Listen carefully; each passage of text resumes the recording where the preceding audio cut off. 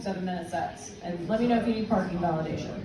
All right, let's give it up for your next. Oh, and no, there's no mic stand, so keep that in mind. All right, let's get started. Let's give it up for your first comedian. He's very funny, Hank Gowdey. Thank you. Hope you guys all had a happy Thanksgiving.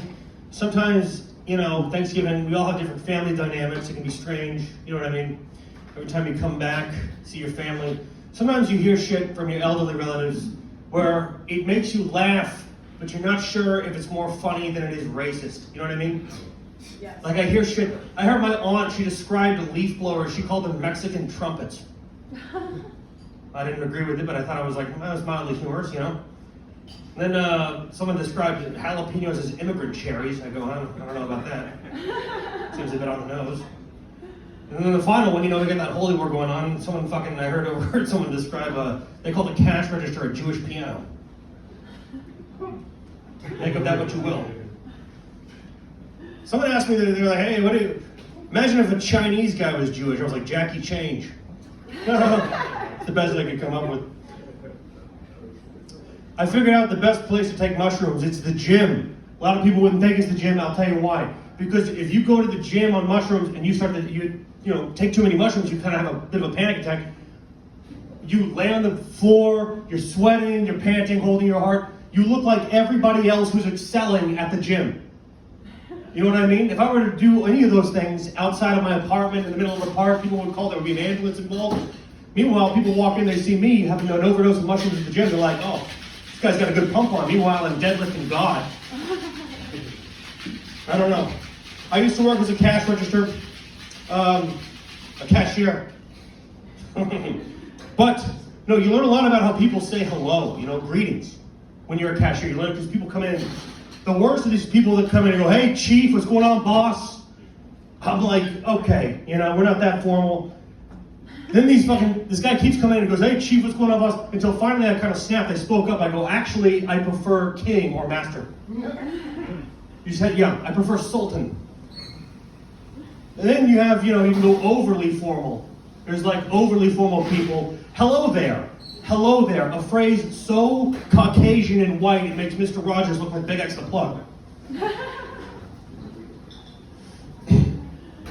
And then you have black people who are professionals at the nod. A nonverbal greeting done with the eyes only. Their master's at it. Just kind of nod at me. Yeah, all right. Then, of course, there's the rhetorical, hey, how are you, when people walk in. Of course, we all know unspokenly you're not supposed to answer. Could you imagine how psychotic you would sound if you answered every rhetorical hello, hey, how are you? Guy walks in, he's just trying to buy something. I'm like, well, my mother was never really there. My dad was always at work, and, I'm not resentful about it. I just wish I had a better foundation for a concept of love. You're like, right, I'm gonna go get a Four Loko, If Tesla automation takes over, because Tesla's, I guess it's all news, but he's the, Elon Musk is what now? He's like the defense of retards? I don't know. I didn't vote. But if Tesla, automation, where because right now you can do both. You can drive manually, and then at the same time you can switch it on and it goes to autopilot. Here's my theory, right? Is like, you should get 3 strikes. So if you're driving manually, the car's got all this like AI, it's smart and everything. If it sees you like merge into an intersection, merge too late, like almost fuck people up, like cut people off in traffic, if it catches you slipping 3 times, next time you switch to autopilot, it drives you off a bridge. That's my suggestion. It's called the natural selection feature. And I think it would do good for the world. I don't know. If you guys, I was reading a lot about China. They recently China got these defense missiles. They got guided missiles, which if you don't know are just regular missiles that had a good father. And I don't know. I'm not a big geopolitics guy, but China fascinates me. In America, people are like, hey, in the morning, hey, let me get a coffee and a bagel. But in China, they're like, let me get a coffee and a beagle. They eat dogs, folks. They eat a lot of weird stuff. And I'm not just talking about cats and dogs. I'm not just talking about the way it rains. I'm talking about virgin boy eggs. That's right. Some of you in here may have not heard about this because I spend way too much time on the internet.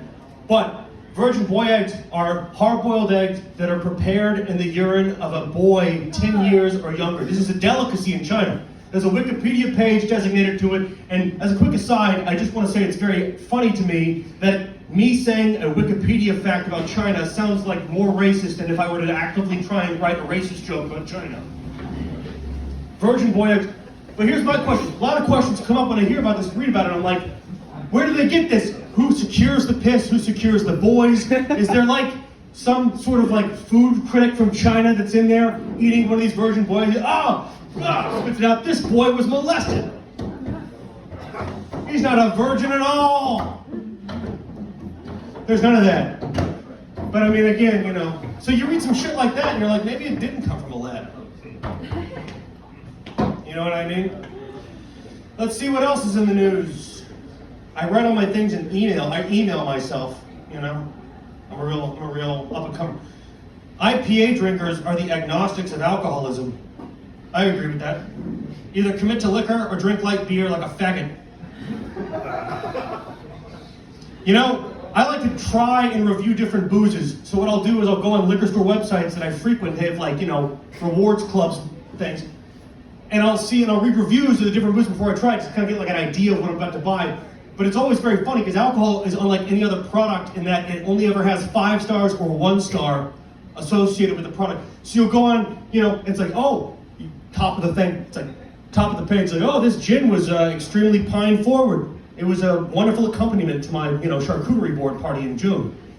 And then you scroll a little bit down the page and it's like 1 star, I missed my son. I lost the divorce. This drink has taken everything. You don't find that when you're trying to buy curtains on Bezos.com. What is it, Amazon? I don't know. Israel-Palestine, it's a war. People are unhappy. Now, what's the one thing the Jews and Arabs have always agreed on? Pork. Pigs. Neither of them eat pigs.